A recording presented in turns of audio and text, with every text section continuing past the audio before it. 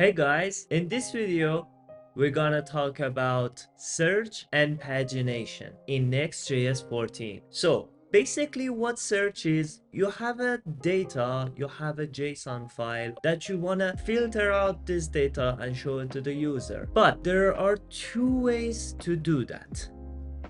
First is client-side method. I created a new project that covers both of these methods. First one is client-side. For a client-side, I've created a mock data of airplanes, types of airplanes, and put it in a JSON file. Then I use the hook to parse the JSON and return the list into the client side. For the client side, I've created a search component which has a input type of search and set a search term every time an input changes, and it will give the filtered out aviation list to the aviation list component. And the aviation list, of course, it renders the array of aviation using an aviation card component.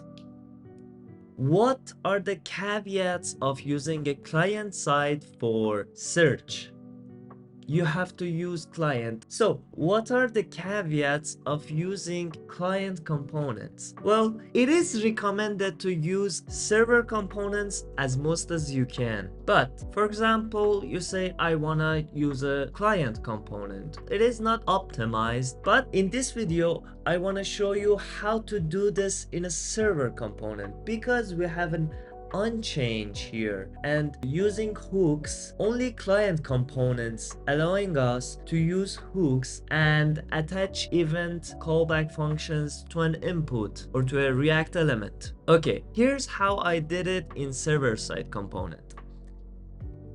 In the server side, I get my data from an API that is returning this airplanes.json file, and I get search term from a search param in the URL. I've attached search term to the search params. I'm not using a client component. How can I do that? Let's run my server. Let's see. If I search here, for example, Boeing or Airbus, it will show the types of Airbus and it will filter out.